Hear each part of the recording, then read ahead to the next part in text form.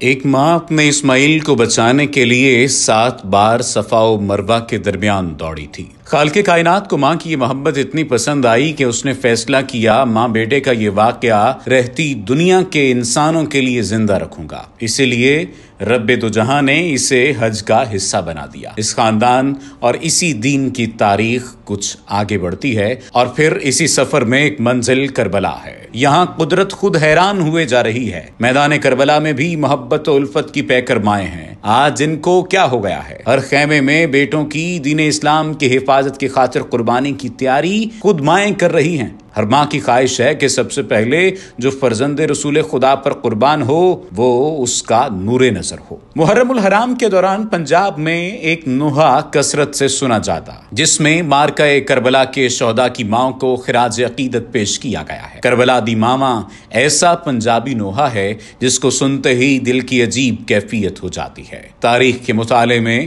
جب ہم کربلا کی ماؤں کا تذکرہ پڑھتے ہیں تو بھی دل کی حالت کچھ مختلف نہیں ہوتی۔ ان عظیم ماؤں میں حضرت وہاب کلبی کی ماں تھی۔ وہاب ابھی چند روز قبل ہی دلہا بنے تھے۔ شادی کو 1 ہفتہ گزرا ہوگا۔ اس کے دونوں ہاتھ کٹ چکے تھے۔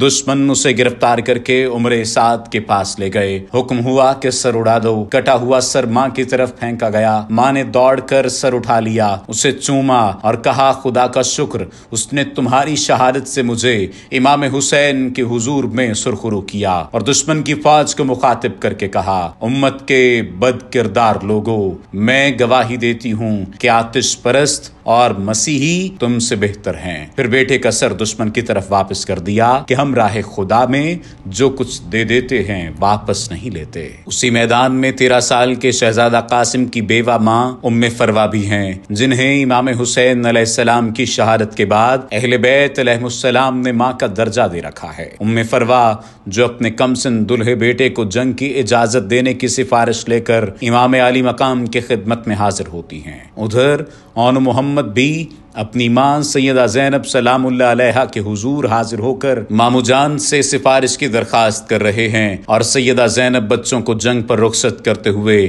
اپنے شہزادوں کو وصیت فرما رہی ہیں کہ دیکھو میرے شیرو، جنگ کرتے ہوئے فرات کے قریب پہنچ جاؤ تو پانی مت پینا، تمہارے ماموں کے بچے بہت پیاسے ہیں۔ اسی کارزار کربلا میں ام لیلہ سلام اللہ علیہا بھی ہیں۔ وہ ام لیلہ کہ جن کے سامنے ان کے کڑیل جوان بیٹے علی اکبر کا سر نیزے پر کوفہ و شام کے بازاروں سے گزارا گیا۔ علی اکبر کا سر دیکھ کر عورتیں کہتی تھیں کہ ہائے کاش اس جوان کی ماں کو اس کے قتل کی خبر نہ ہو۔ ان عورتوں کو کیا خبر تھی کہ ماں اسیر بن کر پیچھے آ رہی ہے، اور ان سب ماؤں سے عظیم ماں، کائنات کی سب سے افضل عورت کہ کربلا کی سب ماؤں کا اثار، جن کے اثار کی ایک جھلک ہے مخدومہ کائنات فاطمۃ الزہرا سلام اللہ علیہا، کہ جنہیں ان کی حیات مبارکہ میں ہی ان کے جگر گوشے حسین علیہ السلام کی شہادت کی خبر تھی۔ آپ سلام اللہ علیہا چاہتی تو ایک دعا مانگ کر اس مصیبت کو ٹال سکتی تھیں، لیکن خدا کی رضا میں راضی رہنے والی اس بی بی نے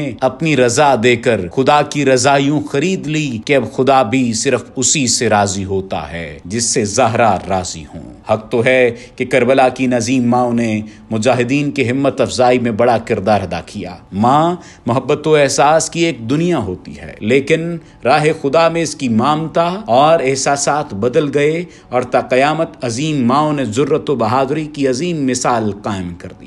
کربلا کے شہداء کی ماں سے درس عزم و صبر لیتے ہوئے ہماری مائیں اور بہنیں اگر کربلا کے شہداء کی ماں کی زندگی کو اپنے لیے نمونہ عمل بنا لیں تو سماج و معاشرے کے حوالے ایسے بچوں کو تربیت کر کے پیش کر سکتی ہیں۔